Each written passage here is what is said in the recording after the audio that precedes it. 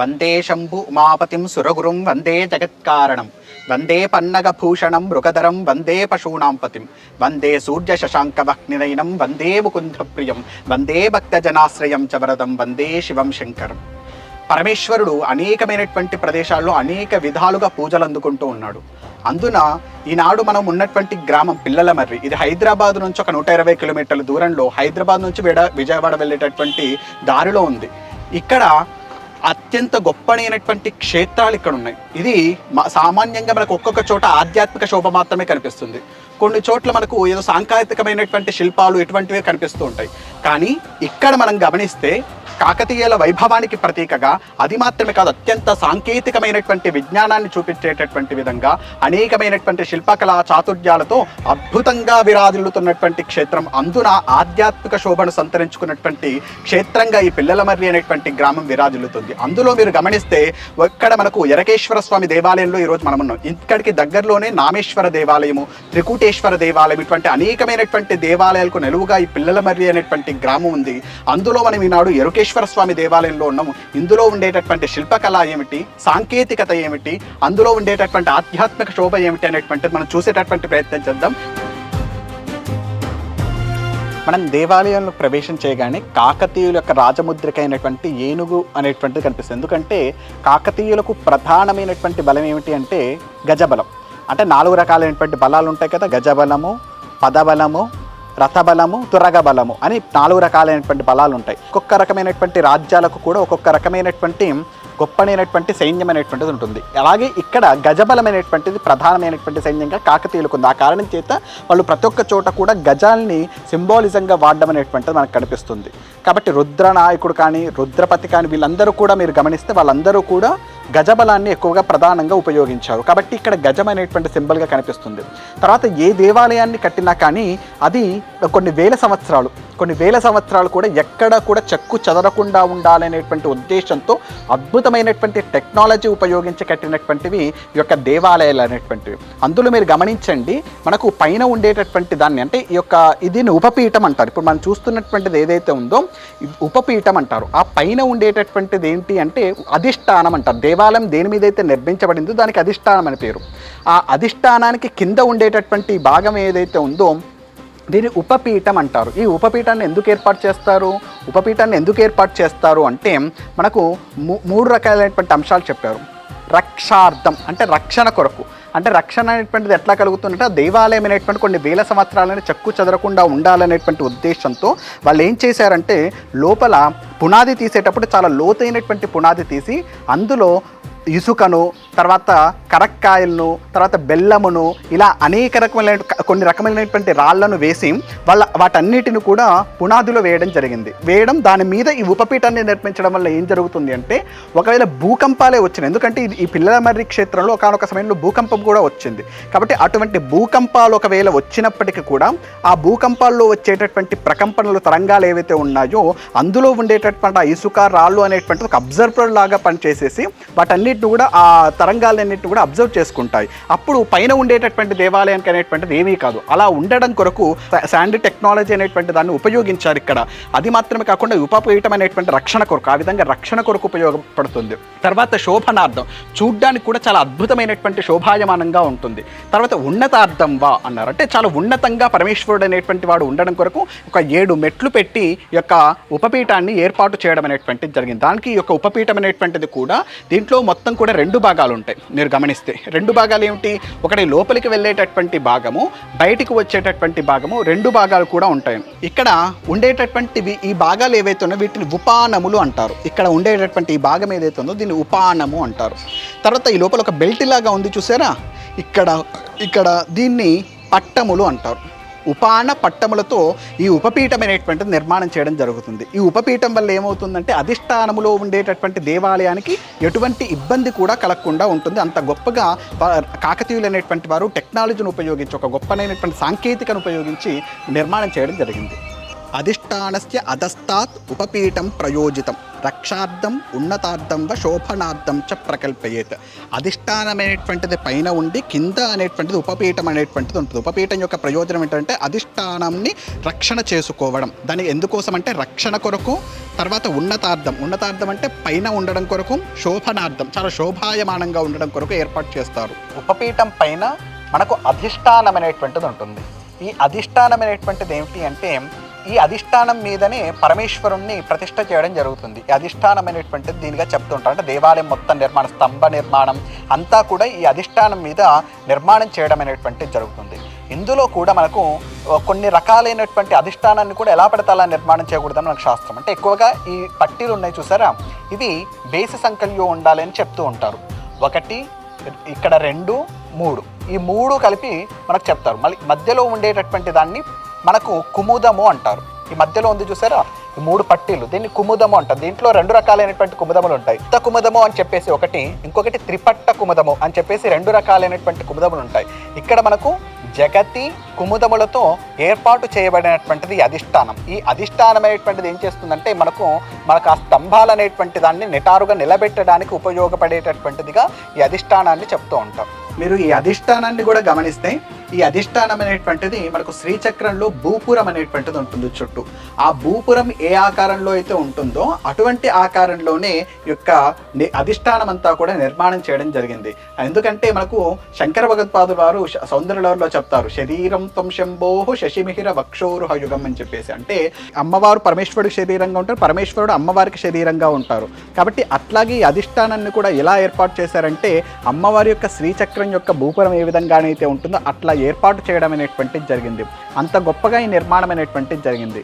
అలాగే మీరు ఇక్కడ పైన ఉండేటటువంటి స్తూపం అంటే స్తూపి అంటారు దాన్ని, శిఖరం, మన భాషలో శిఖరం అనేటువంటిది ఏదైతే ఉందో ఆ శిఖరం అనేటువంటి దాన్ని కూడా ఎంత అద్భుతంగా నిర్మాణం చేశారంటే గర్భాలయం పైన ఎటువంటి బరువు అనేటువంటిది పడకుండా, అంటే బరువు పడినప్పుడు కుంగినప్పుడు ఆ బరువు ఉండేటటువంటి రాళ్ళు కానీ ఆ యొక్క రాళ్ళు కనుక కింద పడితే ఆ మూర్తికి ఎక్కడైనా ఇబ్బంది కలుగుతుందేమో అనేటువంటి ఉద్దేశంతో అక్కడ ఏర్పాటు చేసినటువంటి అవన్నీ కూడా చాలా తేలికమైనటువంటి ఇష్టులు అంటే ఇటుకలతోని, తర్వాత సున్నముతోని, ఇలాంటి సున్నపు రాళ్ళు ఉంటాయి కదా, ఇట్లాంటి వాటితోటి ఏర్పాటు చేయడం అనేటువంటిది జరిగింది. చాలా అద్భుతమైనటువంటి అంటే చాలా తేలికైనటువంటి వస్తువులతో ఇక్కడ వరకు ఇంత పెద్దనైనటువంటి రాతులతో ఏర్పాటు చేయబడినటువంటి అధిష్టానము, ఉపపీఠాలని, దేవాలయాన్ని అంతంత పెద్ద రాళ్లతో ఏర్పాటు చేస్తే పైన ఉండేటటువంటి గోపురాన్ని మాత్రం వాళ్ళు ఎలా ఏర్పాటు చేశారు అంటే ఒక సామాన్యమైన చాలా తేలికపాటి ఇటుకలతో ఏర్పాటు చేయడం అనేటువంటి జరిగింది. అంటే గర్భాలయం మీద ఎటువంటి బరువు కూడా పడకుండా ఉండేటటువంటి టెక్నాలజీని వాళ్ళు వాడడం అనేటువంటిది జరిగింది. మనం ఒకసారి స్వామివారిని దర్శనం చేద్దాం రండి. వాగర్థావివ సంపృక్తౌ వాగర్థ ప్రతిపత్తయే జగత పితరౌ వందే పార్వతీ పరమేశ్వరం. ఇప్పుడు మనము ఈ అధిష్టానం దాటి ఎంటర్ అవగానే మనకు దేవాలయంలోకి ప్రవేశించగానే మనకు కనిపించేటటువంటిది రంగమంటపం. నిజానికి మామూలుగా ఎక్కడ ఏ దేవాలయంలో చూసినా కానీ మనకు శివుడు ఉన్నాడంటే శివుని ఎదురుగా నంది ఉండడం అనేటువంటిది మనకు ప్రధానంగా కనిపిస్తుంది. కానీ ఇక్కడ మీరు గమనిస్తే శివుని ఎదురుగా నంది అనేటువంటిది ఉంటుంది. ఎందుకంటే నంది ఉండకుండా ఉంటుందా అని మనకు ఒక అనుమానం. ఎందుకంటే ఇది ప్రధానంగా ఏర్పాటు చేసింది దేనికోసం అంటే చక్కనైనట్టు సంగీత నృత్య కార్యక్రమాలన్నీ జరగడానికి ఏర్పాటు చేసినటువంటి మంటపం. కాబట్టి ఇక్కడ సంగీతపరమైనటువంటి విషయాలైనటువంటి ఇక్కడ శిల్పాలుగా చెక్కబడ్డం అనేటువంటిది జరిగింది. ఒకసారి చూడండి యొక్క రంగమంటపం అనేది ఎంత అద్భుతంగా తీర్చిదిద్దారు. ఆ అధిష్టానం మీదనే స్తంభములు అనేటువంటి ఏర్పాటు చేయబడతాయి. దేవాలయానికి ఎక్కడైనా కానీ అధిష్టానం మీద స్తంభాలు ఏర్పాటు చేయబడతాయి. ఇక్కడ అన్ని స్తంభాలు చుట్టూ ఉండేటటువంటి స్తంభాలన్నీ కూడా ఒక విధంగా ఉంటాయి. కానీ ఇక్కడ మంటపం ఒకటి ఉంది. దీన్ని ఏమంటారంటే రంగమంటపం అంటారు. ఈ రంగమంటపం దేనికోసము అంటే ప్రధానంగా ఇక్కడ నందీశ్వరుడు అనేటువంటి వాడు ఉండడు. ఎందుకు ఈ రంగమంటపాన్ని ఏర్పాటు చేశారు అంటే ప్రధానంగా పరమశివుడు అనేటువంటి వాడు నటరాజమూర్తిగా ఉంటాడు. అందున నృత్యం చేస్తే ఆనందిస్తాడు. కాబట్టి దీన్ని నృత్యం చేయడానికి వినియోగిస్తూ ఉండేవారు అని మనకు అర్థమవుతుంది.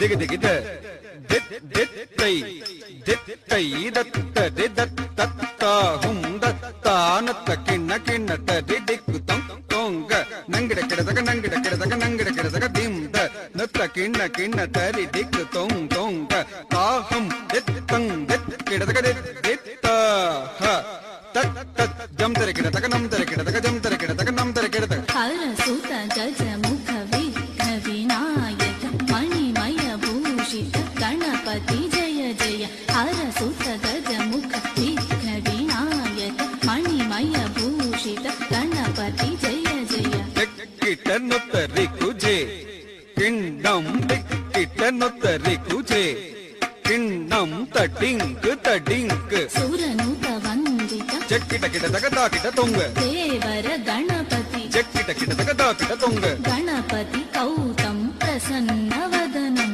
తిరుగిడతం తిరుగిడతే తాక్ ఢేక్ తక్కీట నంగిడ కిడతకడే నం తత్తై తక్కత్ దింద తక్కత్ చెట్ తత్తై తక్కం దింద తక్క చెణ్ దింద దిత్తద దిత్త చెణద దిత్త చెణ్ తడక చెణ్ దింద దిత్తద తనక చెణ్ దింద దిత్తద తనక చెణ్ ఇక్కడ ఉండేటటువంటి స్తంభాలు కూడా అట్లాగే నిర్మాణం చేయడం జరిగింది. మొత్తం నల్లరాతితో చెక్కబడి ఉంది. ఇక్కడ ఈ స్తంభాల్లో కూడా నిజానికి దేవాలయానికి స్తంభము అంటే ఏంటి అంటే మనలో అంటే దేవాలయం దేహో దేవాలయ ప్రోక్త జీవో దేవ సనాతన అని చెప్పేసి మనకు శాస్త్రం. అంటే మన దేహము ఎలాగో దేవాలయం కూడా అలాగే ఉంటుంది. అలాగే మనకు దేహంలో నాడులు అనేటువంటి ఉంటాయి. మనలో ఉండేటటువంటి 72,000 నాడులు ఉంటాయి. ఆ నాడుల యొక్క ప్రతిస్పందన వల్లనే మన యొక్క జీవితం అనేటువంటిది నడుస్తూ ఉంటుంది. అట్లాగే ఇక్కడ దేవాలయానికి కూడా అసలు పట్టుకొమ్మలు ఏమిటి, దీన్ని నిలబెట్టడానికి కారణం ఏమిటి అంటే ఈ యొక్క స్తంభములు. ఈ స్తంభములు అనేటువంటివి దేవాలయపు నాడీ స్థానంగా చెప్పడం అనేటువంటిది జరిగింది. ఈ నాడీ స్థానంలో కూడా మీరు గమనిస్తే స్తంభం మొత్తం కూడా ఒకే విధంగా ఉండదు. కింద ఒక విధంగా ఉంటుంది, మధ్యలో ఒక విధంగా ఉంటుంది, పైన ఒక విధంగా ఉంటుంది. ఏంటండి ఇలా ఉండడానికి కారణం ఏమిటి అని కనుక గమనిస్తే మీరు కింద చూస్తే చతురస్రాకారంలో ఉంటుంది. ఈ చతురస్రాకారంలో ఉండేటటువంటి దాన్ని ఓమా అంటారు. ఇది బ్రహ్మస్థానంగా చెప్పడం అనేటువంటిది జరిగింది. తర్వాత మధ్యలో ఉండేటటువంటి భాగం ఏదైతే ఉందో దీన్ని ఎస్టీ అంటారు. ఇది అష్టకోణంగా ఉంటుంది. మీరు గమనిస్తే ఇది చతురస్రాకారంలో 4 కోణాలతో ఉంటే ఇక్కడ 8 కోణాలతో ఉండేటటువంటిది కనిపిస్తుంది. ఇక్కడి వరకు ఉండేటటువంటి భాగం అంతా కూడా ఇది ఎస్టీ అంటారు. ఇది విష్ణు భాగంగా చెప్తారు. ఈ పైన ఉండేటటువంటి భాగం ఏదైతే ఉందో దీన్ని రుద్ర భాగం అంటారు. ఇది కుంభము అని పేరు. కింద ఉండేటటువంటిది ఓమము, మధ్యలో ఉండేటటువంటిది ఎష్టి, ఆ పైన ఉండేటటువంటిది కుంభము. ఈ విధంగా ఒక స్తంభ నిర్మాణం అనేటువంటి చేయడం జరుగుతుంది. ఇక్కడ కూడా చాలా అద్భుతమైనటువంటి శిల్పరీతులతో చేయడం జరిగింది కాకతీయులు అనేటువంటి వారు. ఇక్కడ ఇంకొక ప్రత్యేకమైనటువంటి విషయం ఏంటంటే ఇక్కడ బ్రహ్మ విష్ణు మహేశ్వరులను కూడా ఇక్కడ చిత్రీకరించడం జరిగింది. మీరు గమనిస్తే ఇక్కడ బ్రహ్మగారు కనిపిస్తున్నారు చూడండి, తలలతో 4 తలతో ఉండేటటువంటి బ్రహ్మగారు పద్మ ఇక్కడ కూర్చోవడం కూడా వీరాసనంలో కూర్చున్నాడు స్వామి. అలాగే ఇక్కడ కూడా ముగ్గురు కూడా వీరాసనంలో కూర్చున్నటువంటి పరమేశ్వరుడు, వీరాసనంలో కూర్చున్నటువంటి శ్రీ మహావిష్ణు. ఇక్కడ శంఖ చక్రాలు ఉన్నాయి చూడండి, గమనించండి. ఇక్కడ శూలము, అలాగే ఇక్కడ ఉండేటటువంటి స్వామి బ్రహ్మగారు. ఈ విధంగా వీళ్ళందరూ కూడా నాట్యాన్ని తిలకిస్తున్నట్టుగా కనిపిస్తుంది. అంటే ఇక్కడ మధ్యలో నాట్యకర్తలు ఉన్నారు చూడండి, వీళ్ళందరూ కూడా నాట్య కళాకారులు నాట్యాన్ని తిలకిస్తున్నట్టుగా ఉండేటటువంటి బ్రహ్మ విష్ణు మహేశ్వరుల యొక్క మూర్తుల్ని ఇక్కడ చెక్కడం అనేటువంటిది జరిగింది. చాలా అద్భుతమైనటువంటి శిల్పకళా చాతుర్యంతో. అలాగే ఇక్కడ ఉండేటటువంటి శిల్పకళలు కూడా మీరు గమనిస్తే చాలా చిన్ననైనటువంటి అవేవో ముత్యాలు ఉన్నట్టుగా చాలా చక్కనైనటువంటి వాటితో ఇక్కడ చిత్రీకరించారు. ఇదంతా కూడా ఒక నాట్య భంగిమలకు సంబంధించినటువంటి చిత్రాలైనటువంటి మనకి ఇక్కడ అనేక చోట్ల కనిపిస్తాయి. ఈ పైన కుంభంలో ఉండేటటువంటి ప్రాంతంలో మాత్రం ఇది రుద్ర భాగంగా చెప్పారు కాబట్టి రుద్ర భాగంలో ఉండేటటువంటి అత్యంత పరమేశ్వరునికి భక్తుడైనటువంటి కీర్తిముఖుడు అనేటువంటి వారిని కుంభాకారంలో ఉండేటటువంటి దాని మీద చిత్రీకరించడం కనిపించింది. అలాగే నామేశ్వర దేవాలయంలో కూడా కీర్తిముఖుడితోటే చాలా అద్భుతమైనటువంటి చిత్రీకరణలు చేసినటువంటిది మనకు కనిపిస్తుంది. ఒకసారి అది కూడా మనం చూద్దాం.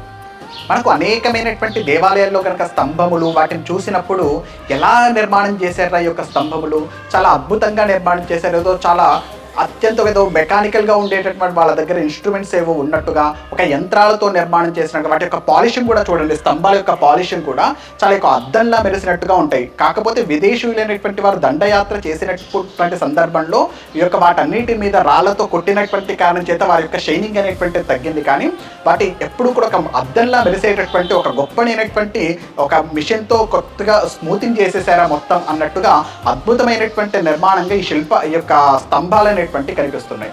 ఎలా అవుతాయండి ఇవన్నీ కూడా ఎలా చేశారండి, అప్పటి కాలంలో అసలు మిషన్స్ లేవు కదా, యంత్రాలు లేవు కదా అని చెప్పేసి మనం అనుకుంటూ ఉంటాం. కానీ మనం సమరాంగణ సూత్రధార అనేటువంటి ఒక గ్రంథం, ఇది కూడా 11వ శతాబ్దం, ఎందుకంటే కాకతీయులు అనేటువంటి వారు కూడా 12వ శతాబ్దానికి సంబంధించినటువంటి వారి, 11వ శతాబ్దానికి సంబంధించినటువంటి ఒక గ్రంథం ఉంది సమరాంగణ సూత్రధార, భోజ మహారాజు రాసినటువంటి గ్రంథం.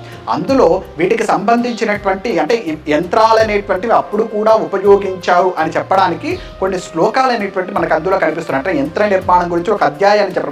31వ అధ్యాయంలో ఆయన యంత్ర నిర్మాణం అంటే ఒక దేవాలయం నిర్మాణం చేయడానికి ఎటువంటి యంత్రములు ఉపయోగిస్తాం అంటే ఎగిరేటటువంటి పక్షుల్ని ఉపయోగించడం, అలాగే ఇంజనీరింగ్లో ఉండేటటువంటి కొత్త రకమైనటువంటి యంత్రములను ఎలా ఉపయోగించడం, ఒక రోబోట్స్ని కూడా ఏ విధంగా ఉపయోగించారనేటువంటిది ఆ యంత్ర నిర్మాణ శాస్త్రంలో మనకు కనిపిస్తుంది. అది మాత్రమే కాకుండా భరద్వాజ వైమానిక శాస్త్రంలో కూడా అనేకమైనటువంటి యంత్రముల గురించి, దాని గురించి విమానం గురించి కూడా మనకు అందులోనే ప్రతిపాదన చేయడం అనేటువంటి, విమానానికి సంబంధించిన అనేకమైనటువంటి 72 రకాలైనటువంటి ఉపభాగములైనటువంటి కూడా అందులో ప్రతిపాదన చేయడం అనేటువంటి జరిగింది. అట్లాగే అటువంటి యంత్రములు ఉపయోగించి ఉంటారు అనేటువంటి మనకు ఖచ్చితంగా తెలుస్తుంది.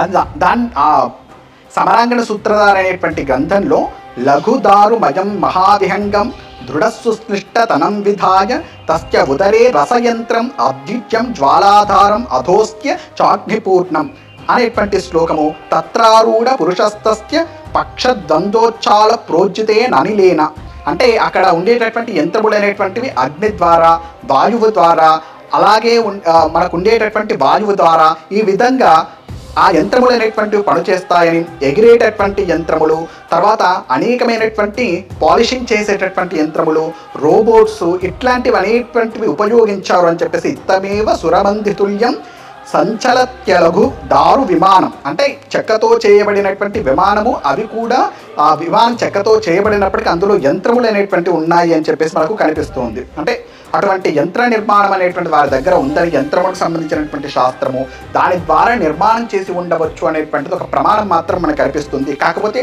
ఆ యంత్రముల చేసేటటువంటి వారు దాని గురించినటువంటి పరంపర అనేటువంటిది మనం కోల్పోవడం జరిగింది భారతీయ యొక్క వాంగ్మయంలో.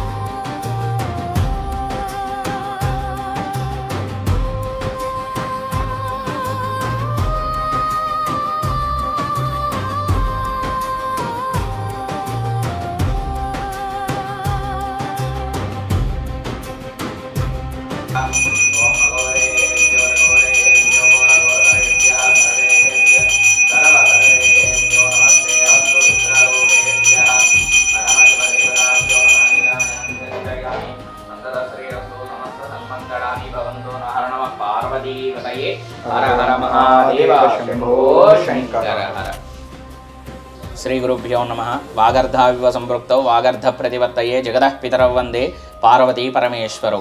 చారిత్రాత్మకమైనటువంటి కాకతీయుల కాలంలో ప్రతిష్ఠింపబడి నేటి వరకు కూడా విశేష పూజలు అందుకుంటున్నటువంటి మన సూర్యాపేట జిల్లా అతి చేరువలో ఉన్నటువంటి పిల్లలమర్రి శివాలయంలో ఇప్పుడున్నాం. ఈ యొక్క క్షేత్రంలో మనకి మొత్తము కూడా 3 ఆలయాలు ప్రతిష్ఠింపబడ్డాయి. అవి వచ్చేసి మొదటిగా మనకి శ్రీ ఇరకేశ్వర స్వామి ఆలయం, తర్వాత శ్రీ పార్వతీ మహాదేవనామేశ్వర స్వామి ఆలయం, మూడవది శ్రీ త్రికూటేశ్వర ఆలయం. ఈ 2 ఆలయాల మధ్యలో బ్రహ్మా సరస్వతి ఆలయాన్ని కాకతీయులు ఇక్కడ లక్షల ఎకరాలలో రాజ్యాన్ని స్థాపించినప్పుడు అందులో ఒక భాగంగా ఈ ఆలయాల్ని ప్రతిష్ఠించడం జరిగింది. మనకి యొక్క ఆలయం మొత్తంలోనూ కూడా 2 శివలింగాలకి బ్రహ్మసూత్రం అనేటువంటి గీత ఉంటుంది. అంటే మనకి చాగంటి కోటేశ్వరరావు గారు చెప్పిన విధంగా సాధారణంగా అన్ని శివలింగాలకి కూడా మధ్యలో గీత అనేది ఉండదు. కేవలం కొన్ని ప్రత్యేకమైనటువంటి శివలింగాలకు మాత్రమే బ్రహ్మసూత్రం అనేటువంటి గీత ఉంటుంది.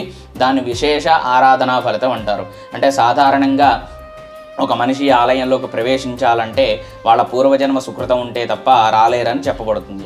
ఎందుకయ్యా అంటే మనం రావడం వల్ల ఒకసారి గనక ఈ ఆలయంలో బ్రహ్మసూత్రం అనేటువంటి గీత ఉన్నటువంటి ఆలయంలో ఒకసారి రుద్రాభిషేకం కానీ, దాన ధర్మాలు కానీ, పూజలు కానీ ఏదైనా సరే ఒక్కసారి చేస్తే మనం 1,000,000 సార్లు ఆ పనిని చేస్తే మనకి ఎంత పుణ్య ఫలితం అయితే లభిస్తుందో ఈ యొక్క బ్రహ్మసూత్రం ఉన్నటువంటి ఆలయంలో ఒక్కసారి చేస్తే 1,000,000 సార్లు చేసినంత పుణ్య ఫలితం మనకు లభిస్తుందని శాస్త్రవచనం.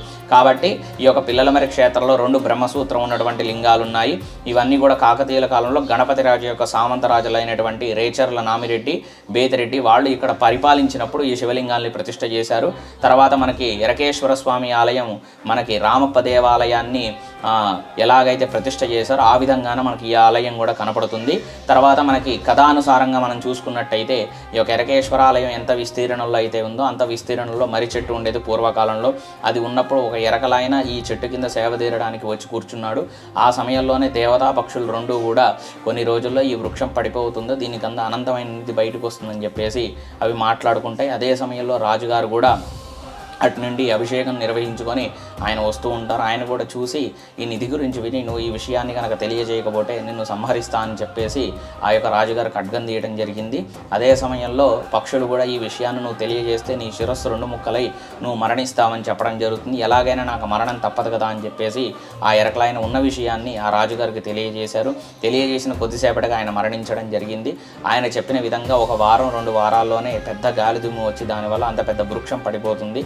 అప్పుడు దాని కింద అప్పుడు ఉన్నటువంటి కొలతల ప్రకారం 7 కొప్పరల నిధి బయటపడడం జరుగుతుంది.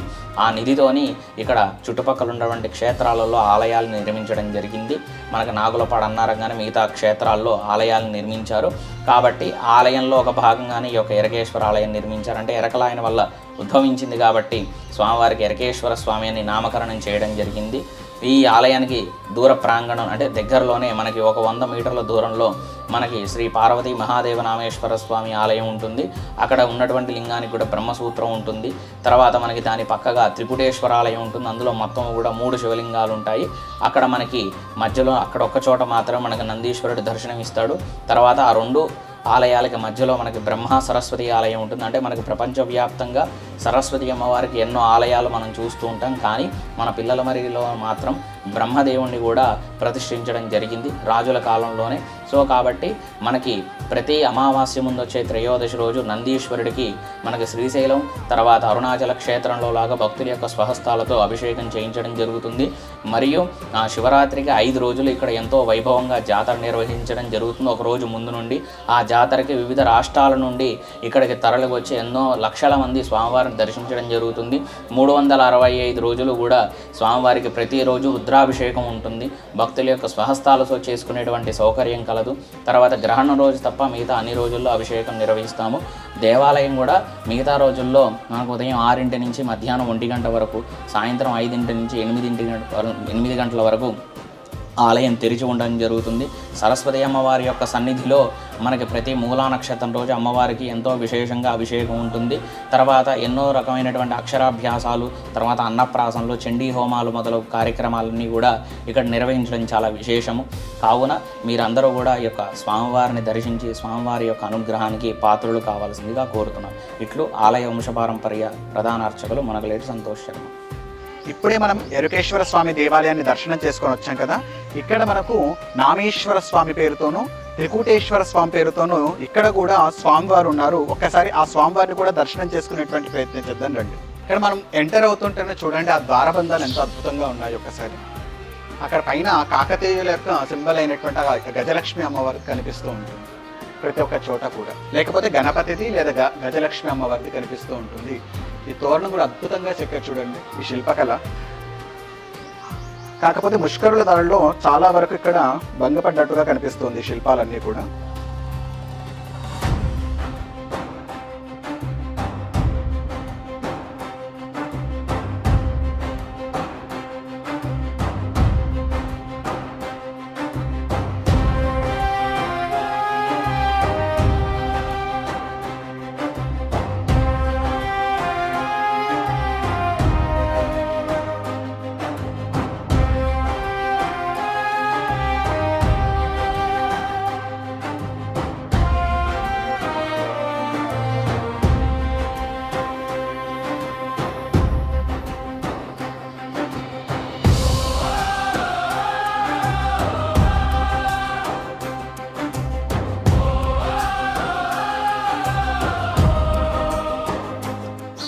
ఇక్కడ మహాదేవ నామేశ్వరాలయము, బ్రహ్మసహిత సరస్వతీ దేవాలయము, త్రికూటేశ్వరాలయం 3 ఆలయాలు ఉన్నాయన్నమాట. మనకి కాకతీయ రాజులు మొట్టమొదటిగా నిర్మించింది పక్కన త్రికూటేశ్వరాలయము, దాని తర్వాత మహాదేవ నామేశ్వరాలయము, ఇందాక మరి రోడ్డు మీద బొడ్రాయి దగ్గర మనకి ఎరకేశ్వరాలయం 3 ఆలయాలు ఉన్నాయన్నమాట. ప్రత్యేకంగా మనకి కాకతీయ రాజులు మొట్టమొదటి నిర్మించింది మన త్రికూటేశ్వరాలయం అన్నమాట. త్రికూటేశ్వరాలయం విశేషం ఏంటంటే 3 శివలింగాలు ఉంటాయి, ఒకటే నంది ఉంటుంది, 3 శివలింగాలు ఉంటాయి అన్నమాట. ఆ ప్రత్యేకత ఏంటంటే ఆ నందే 3 శివలింగాన్ని ఆ 2 కళ్ళతో 3 శివలింగాన్ని చూస్తుంటుంది అనమాట. త్రికూటేశ్వరాలయం ప్రత్యేకత అనమాట అది.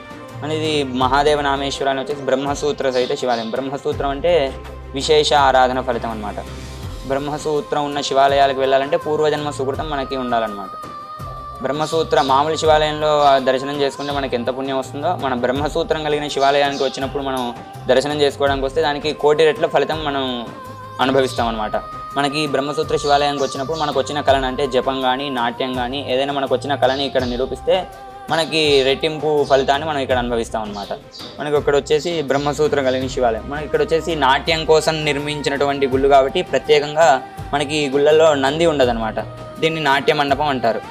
ఈ నాట్య మండపంలో ఇప్పుడు మనం చూసినట్టుగా ఈ సౌండ్లు సప్తస్వరాలుగా మనకి ఇప్పుడు వినపడుతూ ఉన్నాయి అన్నమాట. స్టోన్ మొత్తం ఒకటే కానీ ఒక్కొక్క ప్లేస్లో ఒక్కొక్క డిఫరెంట్ సౌండ్స్ అనమాట. ఇలా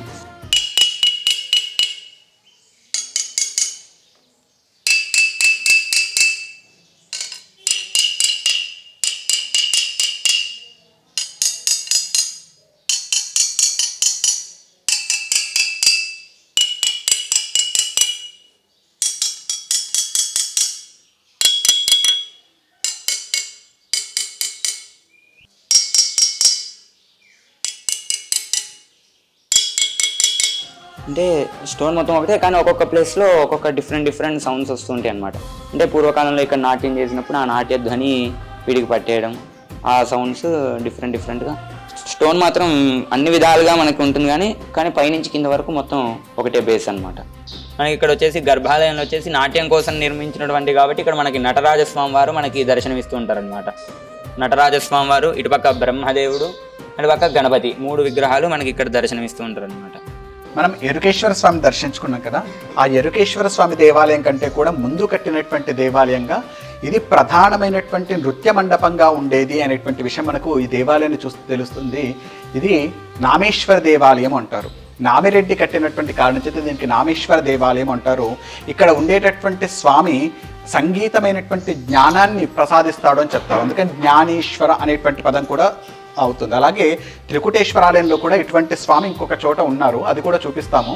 ఇక్కడ చూడండి, ఇక్కడ మీరు ప్రవేశించగానే ఆలయంలోకి మనకు మొట్టమొదట కనిపించేటటువంటిది నంది కనిపించారు. మీకు ఏ దేవాలయంలోకి వెళ్ళినా కానీ మళ్ళీ నంది కనిపిస్తారు. ఇక్కడ రంగమండపం అనేటువంటిది కనిపిస్తుంది. ఏంటి అంటే ఇక్కడ ప్రధానంగా నృత్యము అనేటువంటిది, ఎందుకంటే స్వామి ఇక్కడ ఎప్పుడైనా కానీ నటరాజుగా ఆరాధింపబడుతూ ఉంటాడు. నటరాజుకు ఉండేటటువంటి ప్రత్యేకత ఏమిటంటే పరమశివుడు ఎక్కడైనా కానీ నృత్యగాన ప్రియుడు. ఆయన నృత్యం చేసినటువంటి కారణం చేత, సామగానం చేసినటువంటి కారణం చేత పరమ సంతోషాన్ని పొందేటటువంటి స్వామి.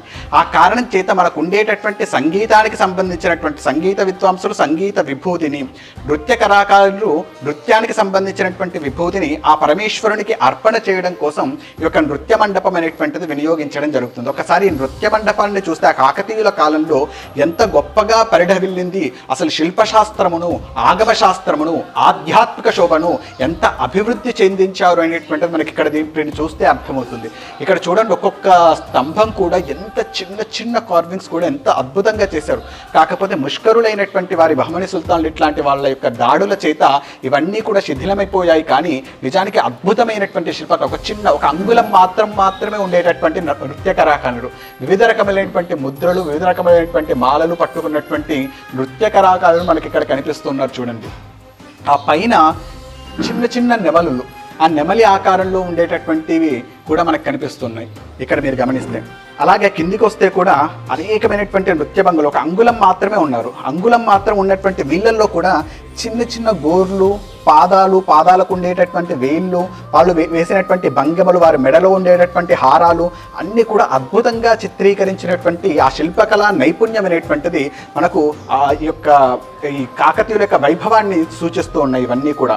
అది మాత్రం కాకుండా ఇక్కడ అనేకమైనటువంటి దేవతామూర్తి యొక్క విగ్రహాలు కూడా ఉండేవి, అంటే నాట్య భంగిమలకు సంబంధించినటువంటి విగ్రహాలు కూడా ఉండేవని తెలుస్తుంది. కాకపోతే ఇవన్నీ కూడా బహమని సుల్తాన్లు దండయాత్రకు వచ్చినప్పుడు వాటన్నిటినీ కూడా శిథిలం చేసేశారు. ఇట్లాంటిది ఇంకొక స్తంభం గురించి చూసేటువంటి ప్రయత్నం చేద్దాం. చూడండి, ఇక్కడ ఇంకొక స్తంభం ఉంది. ఇక్కడ కూడా అద్భుతమైనటువంటి శిలా సంపద. ఇటువంటి స్తంభాలు మనకు రామప్ప దేవాలయంలో కనిపిస్తూ ఉంటాయి. ఇక్కడ ఉండేటటువంటి దేవాలయంలో కూడా సప్తస్వరములు కూడా పలికేటటువంటి స్తంభంగా చెప్తూ ఉంటారు. అంటే ఇక్కడ ఒక్కొక్క స్తంభం చోట ఒక్కొక్క దగ్గర కొడుతూ ఉంటే ఒక్కొక్క రకమైన కంచు ఎలా అయితే మ్రోగుతుందో అటువంటి శబ్దం వస్తుంది ఇక్కడ మీరు గమనిస్తే.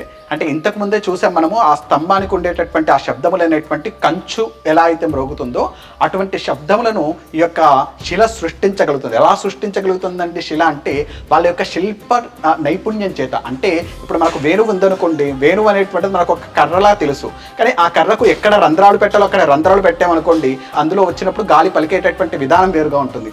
అలాగే ఈ స్తంభములను ఎక్కడ చెగితే ఎలాంటి శబ్దములు వస్తాయి అనేటువంటిది చక్కగా పరిశీలన చేసి పరిశోధన చేసి కాకతీయులు అనేటువంటి వారు ఆ విధంగా శిల్పాన్ని చెక్కి ఆ విధమైనటువంటి శబ్దాన్ని సృష్టించగలిగారు. ఒక రాయి నుంచి కూడా ఒక సంగీత వాద్యాన్ని సృష్టించగలిగినటువంటి గొప్పనైనటువంటి నైపుణ్యం కలిగినటువంటి వారు మన భారతీయులను మనం సగర్భంగా చెప్పుకోవాలి.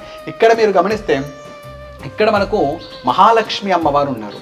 మహాలక్ష్మి అమ్మవారికి ఇక్కడ చుట్టూ ఉండేటటువంటి అనేక మంది నాట్యకర్తలు వివిధ రకములుగా సేవలు చేస్తూ ఉండేటట్టుగా మనకు కనిపిస్తుంది. మహాలక్ష్మి అమ్మవారు అనేటువంటిది మనకు కాకతీయుల యొక్క ఒక సింబల్గా చెప్తూ ఉంటారు. ప్రతి ఒక్క చోట కూడా ఒక ద్వారం ఎక్కడైనా ఉంటే ఆ ద్వారం పైన ప్రతి చోట కూడా మనకు మహాలక్ష్మి కానీ గణపతి కానీ కనిపిస్తూ ఉంటారు మనకు కాకతీయులకు సంబంధించినటువంటి విషయాల్లో. స్తంభానికి ఇంకా అనేకమైనటువంటి నాట్యకర్తలు అంటే నాట్య కళాకారులు ఉండేటటువంటి విగ్రహాలు మనకు కనిపిస్తున్నాయి, కానీ ఇవి కూడా శిథిలమైపోయాయి. అన్నీ కూడా ఈ ముష్కరుల యొక్క దాడిలో ఈ యొక్క సంస్కృతిని ఈ యొక్క దైవాన్ని ఒప్పుకున్నటువంటి కొంతమంది ముష్కరుల శక్తుల దాడిలో ఇవి కూడా దెబ్బతిన్నట్టుగా మనకు కనిపిస్తూ ఉన్నాయి. అలాగే మీరు ఇక్కడికి వచ్చి చూసారనుకోండి, ఇక్కడ మనకు పార్వతీ పరమేశ్వరులు కనిపిస్తున్నారు. చక్కగా పార్వతీ పరమేశ్వరులు ఇద్దరు కూడా కూర్చుని ఉంటే ఆ పక్కనే చక్కనైనటువంటి నాట్యం జరుగుతూ ఉంటే ఆ నాట్యం పక్కనే నందీశ్వరుడు కూడా ఉన్నాడు. ఆ తర్వాత ఈ నాట్యానికి తగ్గట్టుగా ఇతర నృత్య భంగిమలైన అంటే ఇతరమైనటువంటి వాయిద్యములు వాయిస్తూ ఒకరు తాళాలు వాయిస్తూ ఉంటే ఒకరు ఏకతార వాయిస్తూ ఉంటే ఒకవైపు వచ్చేసరికి మృదంగము, ఒకవైపు వీణ, ఒకవైపు అనేకమైనటువంటి వాయిద్యాలు అంటే ఒకవైపు వేణువు, ఈ విధంగా తాళాలు, ఈ విధంగా వివిధ రకమైనటువంటి వాయిద్యములతో బేరి, మృదంగ, మద్దల, కాహల, దుందుబి, తురీయ, తుంబురు, వీణ, వేణువు, నూపుర, మడ్డుక, డిండిమ, డమరుక, జంజరి, చల్లరి, తలవశంక, ప్రణవ, పహ్లాది అష్టాదశ వాద్యఘోషములన్నీ కూడా చుట్టూ కూడా వాయిస్తూ ఉంటే మధ్యలో ఒక నాట్యకర్త నాట్యం చేస్తూ ఉంటే ఇటు పక్క నందీశ్వరుడు కూడా నాట్యం చేస్తూ ఉంటే ఇక్కడ చక్కగా ఒక ఋషి ఆ నాట్యాన్ని చూస్తే పరమానందపడిపోతూ రెండు చేతులు కూడా జోడించి నమస్కారం చేస్తున్నటువంటి భంగిమలు మనకు ఇంకొక ఋషి కూడా ఇక్కడ కనిపిస్తున్నారు. ఈ విధంగా ఒక శిల్పకళను చిత్రీకరించినటువంటి గొప్పనైనటువంటి వైభవం కాకతీయుల మనకి ఇక్కడ అర్థమవుతుంది. చూడండి ఒక్కసారి ఆ శిల్పకళా వైభవం ఎంత అద్భుతంగా చెక్కారు. ఇక్కడ పైన ఉండేటటువంటి ఆ వితానాన్ని చూసినా కానీ పద్మ వితానం అంటారు. ఆ పద్మ వితానాన్ని చూసినా కానీ ఎంత అద్భుతంగా చిత్రీకరించారంటే ఇక్కడ వాళ్ళు ఉపయోగించింది కూడా మీరు గమనించండి. యాలి మృగాన్ని ఉపయోగించారు, తర్వాత కీర్తిముఖుడు ఆ కీర్తిముఖుని యొక్క ఆ ముఖాన్ని ఉపయోగించారు, తర్వాత యాలి మృగము ఏనుగును తింటున్నట్టుగా ఉండేటటువంటి కొన్ని భంగిమలను ఉపయోగించారు. అంతే, ఈ మూడిటితోటే ఎంత అద్భుతమైనటువంటి చిత్రీకరణ చేశారో చూడండి ఒక్కసారి.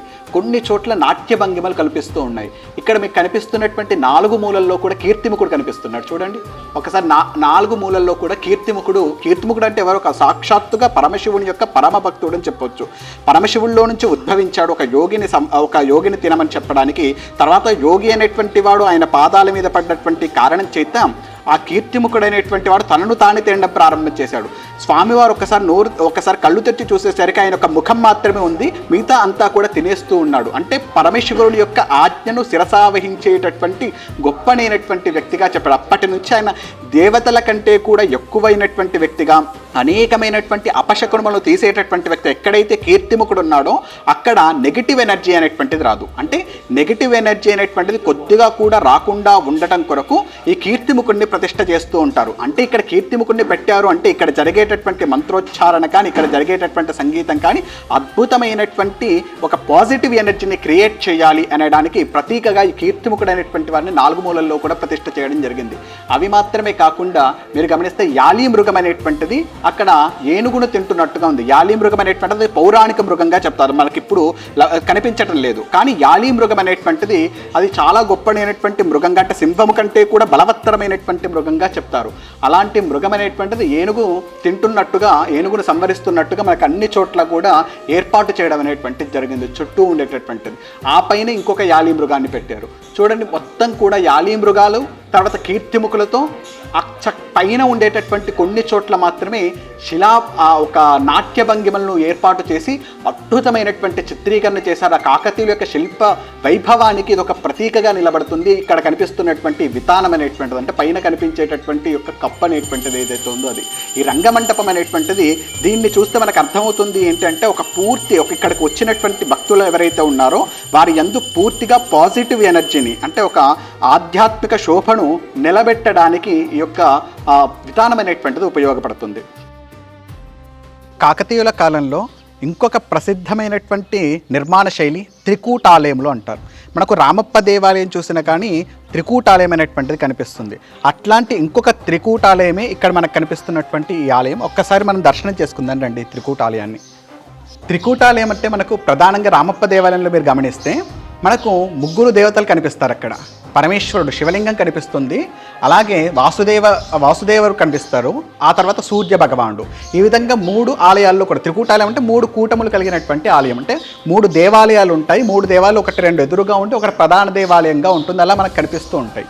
అక్కడ కనిపించేటటువంటి ఒక్కొక్క దేవాలయంలో కూడా ఒక్కొక్క రకమైనటువంటి దేవతామూర్తిని ప్రతిష్ఠించారు. కానీ ఇక్కడ ఉండేటటువంటి ప్రత్యేకత ఏమిటంటే ఇక్కడ 3 శివలింగాలే ప్రతిష్ఠ చేయడం జరిగింది. ఇక్కడ గమనిస్తే త్రికూటాలయం ఇది కూడా త్రికూటాలయంలో 3 చోట్ల కూడా శివలింగాన్ని ప్రతిష్ఠ చేశారు. కానీ ఇక్కడ విచిత్రం ఏంటంటే నంది మాత్రం ఒక్కడే ఉంటాడు. ఒక్కొక్క శివలింగానికి ఒక్కొక్క నంది ఉంటుంది. ఎక్కడైనా కానీ దేవాలయంలో ఒక్కొక్క శివలింగానికి ఒక్కొక్క నంది ఉండాలి. కానీ ఇక్కడ ప్రత్యేకత ఏమిటంటే ఒకే నందిని 3 శివలింగాన్ని చూసేటట్టుగా పెట్టారు. అది నిర్మాణ శైలిలో ఉండేటటువంటి ఇక్కడ గొప్పతనం. మీరు గమనిస్తే ఒక్కసారి ఆ స్వామివారు ఇక్కడ ఉండేటటువంటి శివలింగం ఎదురుగా ఉండేటటువంటి శివలింగాలు అనేటువంటివి ఒక విధంగా ఉంటాయి. మళ్ళీ తర్వాత మీకు ఎదురుగా చూస్తే కనుక ఉండేటటువంటి శివలింగం వేరుగా ఉంటుంది. అంటే పక్కల వైపుగా ఉండేటటువంటి శివలింగాలు ఒక విధంగా, ఎదురుగా ఉండేటటువంటి శివలింగం అనేటువంటిది ఇంకొక విధంగా మీకు కనిపించడం అనేటువంటిది జరుగుతుంది. ఇవి మానవ ప్రతిష్ఠిత లింగములుగా కనిపిస్తున్నాయి మనకి. ఎందుకంటే లింగములు ఆ ప్రతిష్ఠ చేయడంలో కూడా ఎలా ప్రతిష్ఠ చేయాలి అనేటువంటి మన ఆగమశాస్త్రం చెప్తుంది. ఇక్కడ ప్రతిష్ఠ చేసినటువంటి శివలింగములు ఏవైతే ఉన్నాయో మానవ ప్రతిష్ఠిత శివలింగములు అనేటువంటి విషయం మనకు ఆ పానవట్టము ఆ లింగమును చూస్తే మనకు అర్థమవుతుంది. అందులో ఇక్కడ నంది భగవాను కూడా చూస్తే మీరు ఇక్కడ నిర్మాణం కూడా చాలా విచిత్రంగా చేయడం జరిగింది. ఇక్కడ నందీశ్వరుడు ఈ మంటపానికి బయట ఉంటాడు. ఇక్కడ ఎప్పుడైనా కానీ నందికి ఉండేటటువంటి ప్రధాన లక్షణం ఏంటంటే ఇప్పుడు కూడా ఒకే విషయం పైన దృష్టి చేస్తాడు. ఏంటా విషయము అంటే పరమేశ్వరుణ్ణి చూడడం ఎందు ఆనందం. నంది అంటే అర్థం ఏంటి? నందతి ఇది నంది అని చెప్పేసి, అంటే ఎప్పుడూ కూడా ఆనందించేటటువంటి వారు ఎవరైతే ఉన్నారో ఆయనకు నంది అని పేరు. ఎందులో ఆనందిస్తూ ఉంటాడు అంటే పరమేశ్వరుణ్ణి చూడడంలో ఆనందిస్తూ ఉంటాడు ఆయన. ఇక్కడ ఉండేటటువంటి స్వామి నందీశ్వరుడు కూడా ఎప్పుడూ కూడా నంది అనేటువంటి వాడు పరమేశ్వరుని చూడాలి. ఇక్కడ 3 ఉన్నారు. 3 ఎవరిని చూడాలి అంటే ముగ్గురిని చూసేటటువంటి విధంగా ఈ యొక్క నంది శిల్పాన్ని చెక్కడం జరిగిందండి. అది ఇందులో ఉండేటటువంటి ప్రత్యేకత. అంతే ఎలా చూస్తున్నారండి అంటే ఇక్కడ నందీశ్వరుడు యొక్క మూర్తి అనేటువంటిది ఎప్పుడు కూడా ఎదురుగా, అంటే ఒక తల అనేటువంటిది స్ట్రేట్గా ఉండదు. మీరు గమనిస్తే కొద్దిగా ఒకవైపు వంగి ఉంచారు. చూడండి, నంది ఒకవైపు వంగి ఉంచారు.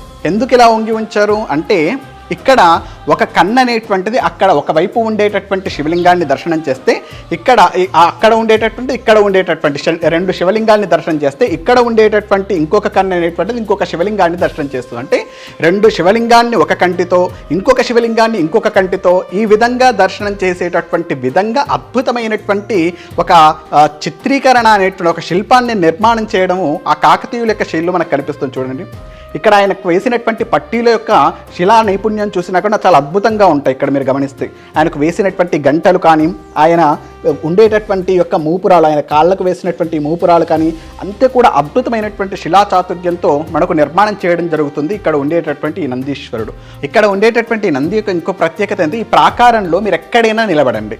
ఈ ప్రాకారంలో ఆ పరమేశ్వరుని దగ్గర నిలబడండి, ఇక్కడ ఎక్కడైనా నిలబడండి. ఎక్కడ నిలబడ్డా కానీ నంది మీ వైపే చూస్తున్నట్టు కనిపిస్తుంది.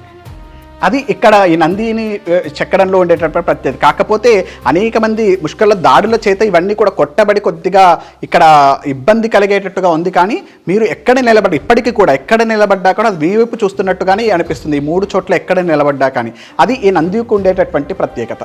ఇక్కడ తాడును ముడివేయడాన్ని కూడా చాలా చక్కగా చెక్కారు. చూడండి ఒకసారి, తాడును ఒక 2 జతలు కలిపి ఎలా ముడివేస్తాము మనకు ఆ విధంగా చెక్కడం అనేటువంటిది జరిగింది. ఇక్కడ మీరు గమనిస్తే ఈ నడుము దగ్గర కానీ మెడ దగ్గర కానీ ఒక ఎద్దు మెడలో ఎలా అయితే మనం కట్టేటప్పుడు ఆ విధంగా చేస్తాం ఆ ముడిని, అదే విధంగా చెక్కారు చూడండి. అది ఒకసారి ఆ స్వామివారిని కూడా దర్శనం చేసుకుందానండి. ఎక్కడైనా కానీ ఒక శివలింగాన్ని ప్రతిష్టాపన చేశాము అంటే దాన్ని ప్రధానంగా ఎప్పుడైనా కానీ ఆ పానవట్టం సోమసూత్రం ఏదైతే ఉందో ఆ సోమసూత్రం నుంచి పడేటటువంటి జలం ఎప్పుడైనా ఉత్తరం వైపు పడాలి అని చెప్తూ ఉంటాం. ఉత్తరం వైపు సోమసూత్రం ఉండాలి అని చెప్పేసి మనకు శాస్త్రం చెప్తుంది, ఆగమ శాస్త్రం కూడా అలాగే చెప్తుంది. కానీ ఇక్కడ ఈ త్రికూటాలయంలో ఉండేటటువంటి ప్రత్యేకత ఏమిటి అంటే ఒక శివాలయం అంటే ప్రధానంగా ఉండేటటువంటి శివాలయంలో ఉండేటటువంటి దైవం మాత్రం ఉత్తరం వైపుగా సోమసూత్రం పెట్టుకొని ఉత్తరం వైపుగా ఆ యొక్క అభిషేక జలములు అనేవి పడేటట్టుగా ఉంది.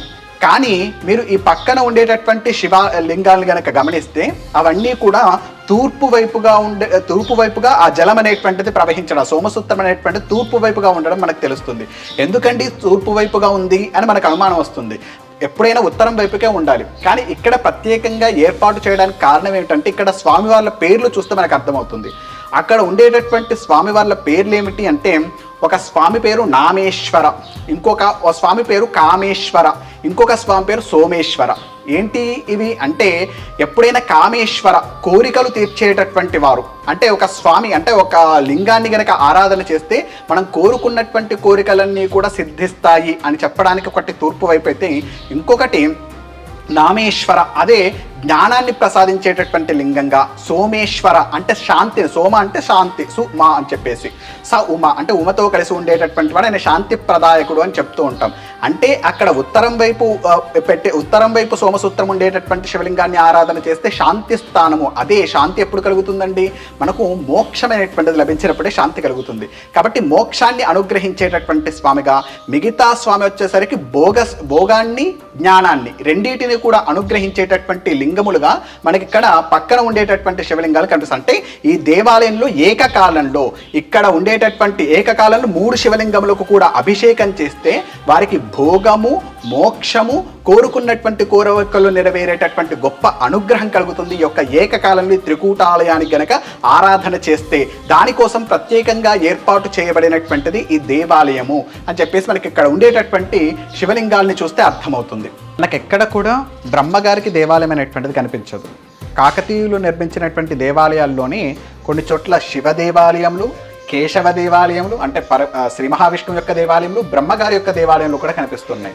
అట్లాగే ఇక్కడ కూడా ఇప్పుడు మనకు కనిపిస్తున్నటువంటి ఆలయములు ఎరుకేశ్వర స్వామి ఆలయం కానివ్వండి, నామేశ్వర స్వామి ఆలయం కానివ్వండి, త్రికూటేశ్వర స్వామి ఆలయం కానివ్వండి కూడా శివ దేవాలయములు. అది మాత్రమే కాకుండా చెన్నకేశవ దేవాలయం అని అది కూడా నిర్మాణం చేశారు. వాటితో పాటుగా ఇక్కడ స్వామివారిని అంటే పరమేశ్వరుని సేవించడానికి హంస మీద వస్తున్నటువంటి బ్రహ్మ సరస్వతుల యొక్క మూర్తుల్ని కూడా ఇక్కడ ప్రతిష్ఠ చేయడం జరిగిందండి. అంటే బ్రహ్మ సరస్వతులు ఇద్దరు కూడా హంసవాహనారూఢులై ఇక్కడ పరమేశ్వరుని సేవన చేసుకోవడానికి వస్తూ ఉంటారు అని చెప్పేసి మనకు ఇక్కడ ప్రతీకగా ఇక్కడ బ్రహ్మ సరస్వతులు ఇద్దరిని కూడా హంసవాహనారూఢులుగా ఉండేటటువంటి ఒక మూర్తిని ప్రతిష్ఠ చేయడం జరిగింది. ఇట్లాంటి మూర్తులు అనేటువంటి చాలా తక్కువగా కనిపిస్తాయి. కాకతీయులు మాత్రమే బ్రహ్మగారికి కూడా దేవాలయం అనేటువంటి నిర్మించడం అనేటువంటిది మనకు తెలుస్తుంది. సో అటువంటి దేవాలయం ఇది. ఈ పిల్లలమర్రి క్షేత్రం అనేటువంటిది మనకు అత్యంత ప్రాచీన కాలం నుంచి కూడా మనకు ఉందని తెలుస్తుంది. ఇది పూర్వం అంతా కూడా ఈ ఆంధ్ర తెలంగాణ ప్రాంతం అంతా కూడా దండకారణ్య ప్రాంతంగా ఉండేది. అలాగే శ్రీరామచంద్రమూర్తి కూడా నడుచుకుంటూ ఈ దండకారణ్య ప్రాంతంలోనే తిరిగేవాడని చెప్పేసి మనకు తెలుస్తుంది. అయితే అలా వస్తూనే ఇక్కడ ఇది కూడా ఇంతకు ముందుకు పిల్లలమర్రి అనేటువంటిది మనం ఏమనుకుంటున్నామంటే ఇప్పుడు ఒక గ్రామంగా ఉంది, కానీ పూర్వం ఇది ఒక పర్వత ప్రాంతంగా ఉండేది పిల్లలమర్రి అనేటువంటిది. కానీ ఎప్పుడైతే భూకంపం అనేటువంటిది వచ్చిందో ఆ సమయంలో ఈ పర్వతం అనేటువంటిది అణిగిపోవడం అనేటువంటి కారణం చేత ఈ పిల్లలమర్రిలో ఇప్పుడు మనకు పర్వతం అనేటువంటిది కనిపించటం లేదు. 2వ శతాబ్దంలో ఇక్కడ ఒక భూకంపం వచ్చినట్టుగా మనకు ఆనవాళ్ళు తెలుస్తూ ఉన్నాయి. అయితే ఆ భూకంపం వస్తున్నటువంటి కారణం చేతనే ఆ భూకంపానికి కూడా ఎటువంటి ఇబ్బంది కలగకుండా ఉండడం కొరకు ఈ దేవాలయాన్ని అలా ఆ భూకంపాన్ని కూడా తట్టుకొని నిలబడేటటువంటి టెక్నాలజీ ఉపయోగించి ఇక్కడ కట్టినటువంటి విధానం మనకు తెలుస్తుంది. ఇది ప్రధానంగా పూర్వము అర్జునుడు ఇంద్రకీలాద్రికి వెళుతున్నాడు. ఇంద్రకీలాద్రి అంటే విజయవాడకు వెళ్ళేటటువంటి దారిలోనే సూర్యాపేట అనేటువంటి దగ్గరనే ఉన్నటువంటి కారణం చేత ఇక్కడి నుంచే వెళ్ళాడు అనేటువంటి విషయం కూడా కొంతమంది ఇక్కడ గ్రామస్తులు అనేటువంటి వారు చెప్పుకుంటూ ఉంటారు. అది మాత్రమే కాకుండా ఇక్కడ ఇది అత్యంత గొప్పగా చెప్పబడేటువంటి శారదాపీఠంగా కూడా ఉంది. శైవ శారదాపీఠం అంటే శైవ ఈ కాకతీయుల కాలంలో 12వ శతాబ్దం నుంచి 14వ శతాబ్దం వరకు కూడా ఈ పిల్లలమర్రి అనేటువంటిది ఒక అద్భుతమైనటువంటి నగరంగా విరాజిల్లింది. నిజానికి ఈ పిల్లలమర్రి అనేటువంటిది ఒక కోట. మనం ఇప్పుడు ఏదో ఒక దేవాలయంగా చూస్తున్నాం, కానీ ఆ కోటలో అనేక మంది నృత్య కళాకారులకు ఉండేటటువంటి వసతులు ఉండేటటువంటివి. అది మాత్రమే కాదు, గొప్ప గొప్పనైనటువంటి విద్వాంసులు, పండితులు చర్చ చేయడానికి కావలసినటువంటి వాళ్ళకు కావలసినటువంటి సదుపాయాలు అనేటువంటివి ఇక్కడ నిర్మాణం చేయగలిగింది. దీన్ని మొత్తం కలిపి శారదాపీఠంగా కూడా వర్ణించడం జరిగింది. ఇట్లా మనకు కొన్ని శాసనాల్లో కూడా శారదాపీఠంగానే వర్ణించారు. శారదాపీఠం అంటే మనకు ఉండేటటువంటి శృంగేరులో ఉండేటటువంటి శారదాపీఠానికి ఉపపీఠంగా దీన్ని చెప్పడం జరిగింది. ముఖ్యంగా శైవ పరంపర అనేటువంటిది చాలా అద్భుతంగా విరాజిల్లినటువంటి క్షేత్రంగా ఈ యొక్క పిల్లలమర్రి అనేటువంటి గ్రామాన్ని చెప్తారు. అయితే ఇందులో మనం బాగా గమనిస్తే ఇక్కడ నృత్య కళాకారులకు ఇచ్చినటువంటి శాసనం అనేటువంటి మనకు ఎదురుగా రాగానే కనిపిస్తుంది. అంటే అనేకమైనటువంటి పెద్ద పెద్ద అనేటువంటి విద్వాంసులకు, అర్చకులకు వారికి ఇచ్చినటువంటి వసతుల గురించినటువంటి శాసనం అనేటువంటిది మనకు ఎదురుగా రాగానే కనిపిస్తుంది. ఇక్కడ మొత్తం 72 విద్యల్లో ఆరితేరినటువంటి విద్వాంసులు ఉండేటటువంటి, కొంతమంది పౌరాణికులైతే, కొంతమంది వేద విద్వాంసులైతే, కొంతమంది సంగీత విద్వాంసులైతే, కొంతమంది నృత్య కళాకారులైతే, ఇలా అనేకమైనటువంటి వ్యక్తులకందరికీ కూడా ఇక్కడ ఈ కోటలోనే ఆవాసం ఏర్పాటు చేసినట్టుగా మనకు తెలుస్తుంది శాసనాల ద్వారా. కాబట్టి అంత గొప్పగా విరాజిల్లినటువంటి క్షేత్రం ఈ పిల్లలమర్రి అనేటువంటి క్షేత్రం. అంత గొప్పగా విరాజిల్లినటువంటి క్షేత్రం ఈ విధంగా అవ్వడానికి కారణం ఏమిటి అంటే 12వ శతాబ్దం నుంచి 14వ శతాబ్దం వరకు ఒక విరాజిల్లినటువంటి క్షేత్రం యొక్క పిల్లలమర్రి అనేటువంటి క్షేత్రం. కానీ ఆ తరువాత బహమనీ సుల్తాన్లు జిహాద్ ప్రకటించారు. అల్లావుద్దీన్ ఖిల్జీ అనేటువంటి వాడు జిహాద్ ప్రకటించి ఇక్కడికి అనేకమైనటువంటి ముష్కరులు అనేటువంటి వారు వచ్చి ఇక్కడ మూలల్లో ఉండేటటువంటి దేవాలయాలన్నిటిని కూడా ధ్వంసం చేసి ఇక్కడ ఉండేటటువంటి అనేకమైనటువంటి గొప్పనైనటువంటి సంస్కృతులన్నిటిని కూడా నాశనం చేసి శిల్పకళా సంపదనంతా కూడా ధ్వంసం చేసినటువంటి ఆనవాళ్ళు అనేటువంటి ఇప్పటికి కూడా మనకు కనిపిస్తున్నాయి. అవి మాత్రమే కాదు, మూలంగా ఉండేటటువంటి దేవాలయాన్ని మొత్తం చెరకలేకపోయారు. ఎందుకంటే అంత గొప్పగా కుప్పనైనటువంటి సాంకేతికతతో ఏర్పాటు చేయబడినటువంటి, మీరు కాకతీయుల యొక్క చరిత్రను కనుక గమనిస్తే వారి యొక్క చరిత్రలో వారు ఎంత సాంకేతికంగా అభివృద్ధి చెందారనేటువంటి తెలుస్తుంది. వారు ఈ యొక్క దేవాలయాన్ని చెనకలేకపోయారు, కానీ దేవాలయంలో ఉండేటటువంటి మూలమూర్తులు ఏవైతే ఉన్నాయో మూలమూర్తుల్ని ధ్వంసం చేసేసారు. అలా అనేకమైనటువంటి దేవాలయాల్లో మూలమూర్తుల్ని ధ్వంసం చేశారు. అలా ఇక్కడ కూడా ఈ ఎరుకేశ్వరాలయం కూడా రేచర్ల బేతిరెడ్డి యొక్క భార్య అయినటువంటి ఎరుకల సానమ్మ ఆయన యొక్క మరణాంతరం కట్టినట్టుగా చెప్తూ ఉంటారు. అంటే ఇక్కడ రాణిగా ఉంది. అంటే మనం ఏమనుకుంటామంటే ఆ సనాతన ధర్మ సంస్కృతిలో స్త్రీ శక్తిని ఏదో తక్కువ చేశారు అనుకుంటూ ఉంటాం, కానీ నిజానికి ఒక స్త్రీ ఇక్కడ రాజ్యం ఏలింది. ఆ ఎరుకల సానమ్మ ఇక్కడ రాజ్యం ఏలినటువంటి సందర్భంలో ఆవిడ కట్టినటువంటి ఒక దేవాలయంగా కూడా ఈ యొక్క దేవాలయాన్ని చెప్తారు. కాబట్టి అంత గొప్పగా మనకు స్త్రీకి గౌరవం అనేటువంటి ఎత్ర నార్యస్తు పూజ్యంతే రమంతే తత్ర దేవత. కాబట్టి అంత గొప్పగా స్త్రీని గౌరవించినటువంటి సంస్కృతి మనకు కాకతీయుల కాలం నుంచి రుద్రమదేవి మనకు కనిపిస్తుంది. ఆవిడ కూడా కాకతీయ రాణి. కాబట్టి అలా కాకతీయులైనటువంటి వారికి స్త్రీకి సమానమైనటువంటి హక్కును ఇవ్వడం అనేటువంటి మనకు దాని ద్వారా తెలుస్తూ ఉంది. ఆ మూలమూర్తిని ధ్వంసం చేసినటువంటి తర్వాత ఎరపోతు లెంకం అనేటువంటి వ్యక్తి, ముసునూరి కాపయ్య నాయకుడి దగ్గర పనిచేసేటటువంటి వ్యక్తి, మంత్రిగా ఉండేటటువంటి వ్యక్తి, ఈ మళ్ళీ దేవాలయాన్ని పునఃప్రతిష్ఠ చేసి కుంభాభిషేకం జరిపించి మళ్ళీ కూడా ఆ దేవాలయానికి పునఃప్రతిష్ఠ చేసి పునరుద్ధరణ చేశారు. ఆ కారణ చేతి ఇప్పుడు ఉండేటటువంటి దేవాలయాన్ని ప్రతిష్ఠ చేసినటువంటి వారు ఎరపోతు లెంకం. అవన్నీ కూడా మనకు శాసనాల ద్వారా ఆ విషయాలు అనేటువంటివి తెలుస్తున్నాయి. అంటే మన యొక్క సంస్కృతి అనేటువంటిది ఎంత గొప్పది, మనం ఎంత సాంకేతికంగా అభివృద్ధి చెందాం, ఆధ్యాత్మిక శోభ, ఒక సంగీతము కళల్లో ఎంత ఆరితేరి ఉన్నాం అనేటువంటి విషయం ఇక్కడ కనిపించేటటువంటి శిల్పకళాన్ని చూస్తే అర్థమవుతుంది. ఇక్కడ అనేకమైనటువంటి సమాజం అనేటువంటిది ఏ విధంగా ఉండేది ఆ కాలంలో అనేటువంటి విషయాలు తెలుస్తున్నాయి. ఎంతమంది విద్వాంసులకు ఇక్కడ ఆలవాలమై ఉంది అనేటువంటి మనకు శాసనాల ద్వారా తెలుస్తుంది. అంత గొప్పగా విరాజిల్లినటువంటి క్షేత్రము ఈ యొక్క క్షేత్రం. ఈ క్షేత్రాన్ని గనక మనం దర్శించుకుంటే చక్కగా నామేశ్వరాలయాన్ని, త్రికూటేశ్వరాలయాన్ని, ఎరకేశ్వరాలయాన్ని దర్శనం చేసుకుని ఆ పక్కనే చెన్నకేశ్వర స్వామి యొక్క ఆలయం కూడా ఉంది. కాబట్టి ఆ ఆలయాల్ని కూడా దర్శించి ఇవన్నీ కూడా ఆలయాలకు నెలవైనటువంటిది ఈ పిల్లలమర్రి అనేటువంటి క్షేత్రం. అటువంటి క్షేత్రాన్ని అందరూ కూడా దర్శించుకొని ఇంతటి గొప్ప శోభ ఉన్నదంటే ఒకవైపు ఆధ్యాత్మికత, ఒకవైపు శిల్ప సంపద, ఒకవైపు గొప్పనైనటువంటి సాంకేతికత, ఇలాంటి అనేకమైనటువంటి విషయాలతో విరాజమానమై ఉన్నటువంటి పిల్లలమర్రి క్షేత్రాన్ని అందరూ కూడా దర్శించుకుని ధన్యులవుతారు అని చెప్పేసి హిందూ జనశక్తి తరపున ప్రార్థన చేస్తూ స్వస్తి ప్రజాభ్య పరిపాలయంతాం న్యాయేన మార్గేణ మహిమహీష గోబ్రాహ్మణేభ్యో శుభమస్తు నిత్యం లోకాః సమస్తాః సుఖినో భవంతు. స్వస్తి.